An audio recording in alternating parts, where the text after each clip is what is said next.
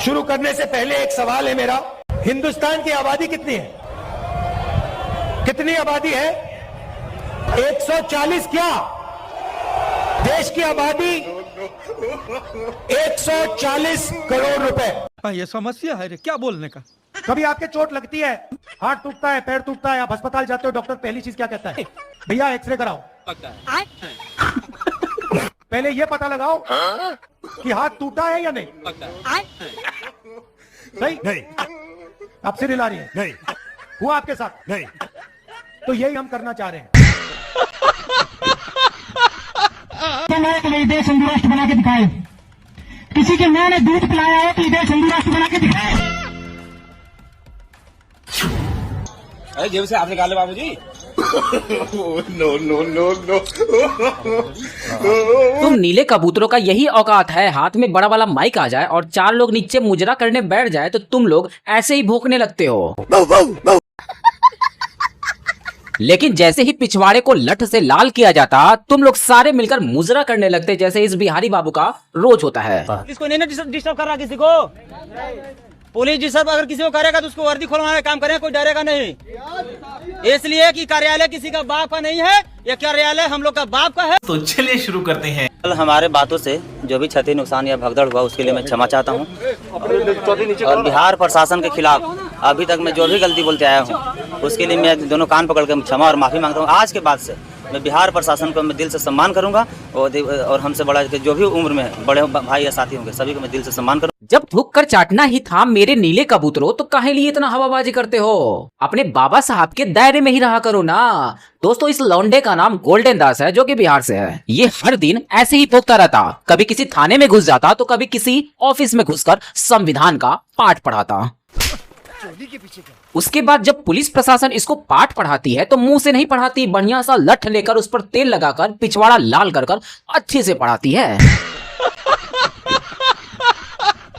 थाना अध्यक्ष जो ये मोनू कुमार जो थे हाँ। जाति के जी वो चमार जाति का बोलकर पीटा गया बेरहमी से। जी। और गांजा ये हाथ कैसे टूटा है सर? ये थाना अध्यक्ष थोड़ा है मार के। कहाँ के थाना अध्यक्ष? ये पाड़ू के थाना अध्यक्ष मोनू कुमार और 25 किलो गांजा और 600 ग्राम चरस रख जी। उठा के हम लोग जेल भेजा जा रहा था। जी। अगर नहीं जाते हाँ। तो बोला कि फौजी में बरामद, उसी दबाव में लाकर हम लोग ये क्या बोलते हैं कान पकड़वा के माफी मंगवाया गया। माफी मांगे नहीं है, माफी मंगवाया। अरे मेरे नीले कबूतर माफी मंगवाई ही जाती है, क्योंकि भाई गलती तो किसी से भी हो जाती। गलती करके माफी मांगना अच्छी बात है, लेकिन तुम लोग गलती करके भी थितरई करते हो।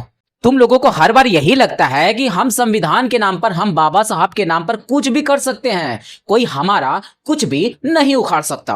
और फिर बाद में पुलिस प्रशासन उसी बाबा साहब के कानून के अनुसार थाने में बैठाकर धीरे धीरे एक विशेष स्थान से बाल उखाड़ना शुरू करती है। क्या बात कर रहे हैं? बड़े खतरनाक लोग हैं। वैसे वो स्पेशल जगह कौन सा है? ना मैं नहीं बताऊंगा, आप लोग खुद बताइए कमेंट में। तो हेलो दोस्तों, मैं अभय नागवंशी चेंजोलक, जीरो से हीरो तक में आपका स्वागत है।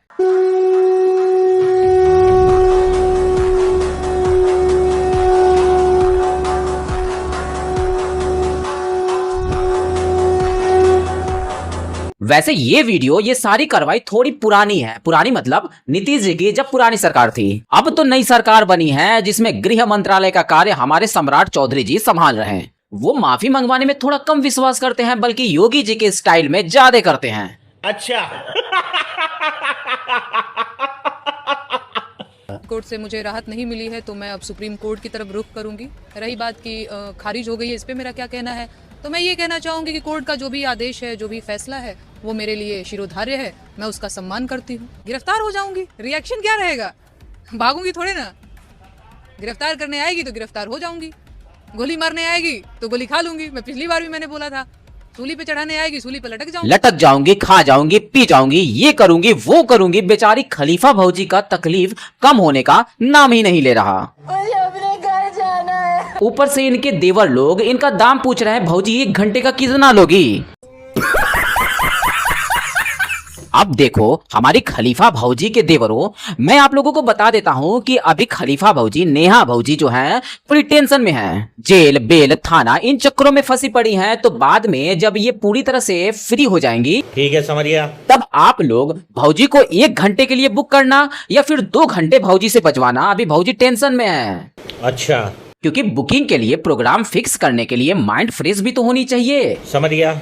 नहीं तो उस वाले प्रोग्राम में भी हमारी खलीफा फौजी वही सब करने लगी तो बात तो सही है। अरे खत्म इनकर काम बा, पुढ़ौती में शान बा, हाथ रख के पूछताड़े कहाँ तोर सामान बा, का बा तो हरे में का बा। बड़ा हरामी हो बेटा। और इस बात से नाराज होकर खलीफा भौजी के कहीं देवर लोग कुछ ज्यादा न कर दे, खलीफा भौजी को दिक्कत हो जाएगी। सब खा गए, कुछ नहीं बचा। इसलिए खलीफा भौजी के देवरों थोड़ा मौका दो हमारी भौजी को। अच्छा।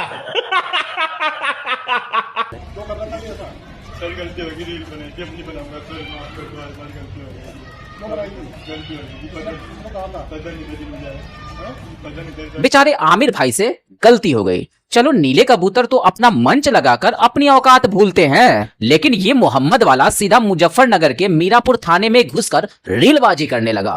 नायक नहीं खलनायक हूं मैं, रील भी फेमस हुआ। और उसके बाद जब पुलिस प्रशासन के हत्थे लगा तब पुलिस वालों ने दोबारा साथ मिलकर इसके रील बनाया। लेकिन अब की बार बैकग्राउंड जो म्यूजिक था वो ओरिजिनल वाला था। साहब माफ कर दो। ठीक कहा है, ठीक है। हमारे यहाँ ऐसा ही होता है। आज की ये बहस मुझे कुछ अजीब सी लग रही है। जैसे मैंने कहा, ये गीत देश की आत्मा का हिस्सा बन चुका है। 150 सालों से देशवासियों के दिलों में ये गीत बस चुका है। 75 सालों से हमारा देश आजाद है, तो फिर आज इस बहस की क्या आवश्यकता? जरूरी है हमारी पिंकिया भौजी, इसकी आवश्यकता है। जैसे तुम संसद में फिलिस्तीन वाला बैग लेकर गई थी, वैसे ही यहाँ भी जरूरी है वंदे मातरम। ये बड़ी अच्छी बात कही आप। दोस्तों हमेशा की तरफ वही हुआ जिसकी हमें उम्मीद थी। कांग्रेस एंड सन्स पार्टी संसद में वंदे मातरम का विरोध करने लगी।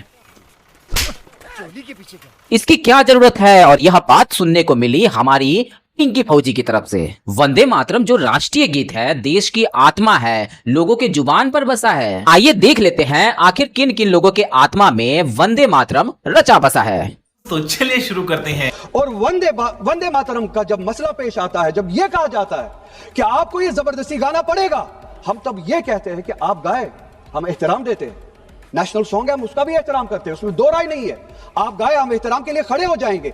मगर आप ये चाहेंगे कि हम भी गाए, मुमकिन ही नहीं है, हो ही नहीं सकता है। आप बोलिए नेशनल सॉन्ग है, आप बोलिए नेशनल सॉन्ग है, कोई दो राय उसमें नहीं है, मगर हम पे थोपिए। अब क्या हुआ हमारी पिंकी भौजी? वंदे मातरम तो देश की आत्मा में घुस गया था। Sorry sorry sorry sorry sorry. तो क्या ये वाला लौंडा विदेशी है? तेरा ही तो साथी है जम्मू कश्मीर से मोहम्मद मेहंदी। हमारी पिंकी भौजी, देश की जनता सब कुछ समझ रही। आपके दिखाने के और खाने के दोनों दांत अलग अलग हैं। और यही कारण है कि देश की जनता हर बार तुमको उल्लू बनाती और तुम लोग ईवीएम और चुनाव आयोग पर सवाल किए फिरते रहते। शाबाश बेटा, बहुत। जिन्होंने आजादी के आंदोलन में भाग ही नहीं लिया है, वो वंदे मातरम का महत्व क्या जानेंगे। सच तो यह है कि सरफरोश लोग वंदे मातरम दिल से बोलते थे। उन आजादी के दीवानों के खिलाफ कुछ लोग अंग्रेजों के लिए जासूसी और मुखबिरी का भी काम करते थे। दरअसल ये राष्ट्रवादी नहीं बल्कि राष्ट्र विवादी। शाबाश मेरे मुल्ला जी, आज तो आपने देश विरोधियों को फाड़ कर ही रख दिया। जोर जोर से बोल के लोगों को स्कीमें बता दे। वंदे मातरम ना बोलने वाले लोगों को आपने तो सीधा राष्ट्र विवादी बता दिया। मैं नहीं मानता। लेकिन मियाँ जी कुछ शक पैदा हो रहा, आपके बातों से नहीं, वो भौजी जो पीछे बैठी हैं हंस रही हैं और उनकी मुस्कुराहट से पता लग गया है कि आपको जो स्क्रिप्ट मिली है, वो जो स्क्रिप्ट है कोई राष्ट्रवादी लिखकर आपको दे गया है, वही आपको फंसा रहा। आप तो बिल्कुल साफ हैं। गजब बेइज्जती है। क्योंकि असल में तो कुछ और है। आइए अपने भाई से सुन लीजिए। जनगण मन हमारे देश का राष्ट्रगान है, हम सम्मान भी करते हैं और हम खड़े होकर के हम दिल से गाते भी हैं। लेकिन वो राष्ट्रगान नहीं है, राष्ट्रगीत है। और उसके लिए हमें कोई बाध्य, कोई हमें नहीं कर सकता, कोई हमें बाउंड नहीं कर सकता कि हम उसको गाएं। वो हमारी उसकी कारण ये है कि उसमें मजहब की प्रति ऐसा वर्ड इस्तेमाल होता है जो कि हमारी मजहब के खिलाफ है। क्योंकि हम एक अल्लाह की इबादत करते हैं, इसलिए हम किसी दूसरी जगह को सजदा नहीं कर सकते, नहीं गा सकते। आखिर आ ही गई ना मियाँ भाई की जुबान पर सच्चाई। अब इनको क्या बोलोगे, क्या कहोगे कि ये देश की आजादी में शामिल नहीं थे? नहीं। देश विरोधी लोग हैं या सीधे इनको पार्टी से ही निकाल फेंकोगे? वैसे ये वही मुल्ले लोग हैं जो हर दिन भौंकते रहते हैं कि देश की मिट्टी में सबका खून बराबरी का है, लेकिन वंदे मातरम हम नहीं गाएंगे। जैसे अपना चरखा सुर हर मंदिरों से ईश्वर अल्लाह गवा गया, लेकिन जब बात मस्जिद पर आई तो फटकर 74, 75, 76 सब हो गई। अंग्रेजों को वंदे मातरम से दिक्कत थी, जिन्ना को वंदे मातरम से दिक्कत थी, जिन्ना के मुन्ना को भी वंदे मातरम से दिक्कत है। बिल्कुल सही कहा आपने कि जिन्ना का मुन्ना नहीं गाएगा वंदे मातरम, लेकिन जिन्ना का असली वाला मुन्ना आखिर कौन है ये आप लोग डिसाइड कर लीजिए। पता लगा लिया, सब कुछ पता लगा लिया, मैंने अपने दिमाग का इस्तेमाल करके सब कुछ पता लगा लिया। वैसे मैंने अपने पप्पू मियाँ को आज तक कभी वंदे मातरम गाते हुए नहीं सुना। पता नहीं अंदर ही अंदर गाते हो, कभी सुना तो नहीं। अगर कभी सुना तो आप लोगों को सुना दूंगा। खत्म। कभी कभी सोचती हूँ अगर पंडित नेहरू ना होते तो नरेंद्र मोदी और अकल से पैदल जो भाजपाइयों की जमात है उनके पास बोलने के लिए क्या होता। बीजेपी की व्हाट्सएप की यूनिवर्सिटी कैसे चलती, बीजेपी की फेक न्यूज की फैक्ट्री जो लहला रही है वो फूलती फलती कैसे। फिर याद आता है अगर नेहरू ना होते तो नरेंद्र मोदी अपनी हर विफलता का ठीकरा किसके सिर फोड़ते। अगर नेहरू ना होते तो उनकी बनाई हुई कंपनियों को नरेंद्र मोदी बेचते कैसे। अगर नेहरू ना होते तो उनके बनाए हुए संस्थानों, उनकी यूनिवर्सिटीज में आरएसएस के लोगों को घुसेड़ते कैसे नरेंद्र मोदी। अगर नेहरू ना होते तो पार्लियामेंट में इधर उधर के मुद्दों पर डिबेट कराकर असल मुद्दों से लोगों का ध्यान कैसे भटकाते नरेंद्र मोदी। अगर नेहरू ना होते तो कश्मीर में समस्या ना होती। अगर नेहरू ना होते तो देश के टुकड़े ना होते। अगर नेहरू ना होते तो भारत की जमीन को बंजर बताकर चीन को ना देते। और अगर नेहरू ना होते तो इसके पीछे की पीढ़ी भी नहीं होती। और अगर पीढ़ी नहीं होती तो तुम जैसी चमचियां भी नहीं होती। और अगर चमचिया ही नहीं होती तो 100 चुनाव हारने के बाद भी अपना वाला पप्पू पार्टी पर बोझ ना बनता। कुत्तों को रोटी देने से शत्रु कमजोर होता है, और कौवों को भोजन देने से पितृ प्रसन्न होता है, और पक्षियों को दाना देने से घर के अंदर कलेश कम होता है, और मछलियों को दाना देने से समृद्धि आती है। लेकिन इसको वोट देने से आपके जितने पुण्य किए हैं वो सारे नष्ट हो जाते हैं। हाँ, तब तो रिस्क है भाई। आप अपनी कमाई को इस हाथ पर कभी मत उड़ाइएगा, नहीं तो आने वाली पीढ़ियां गाली ही देंगी। किसके चक्कर में, किस हाथ के चक्कर में पड़ गए थे आप लोग।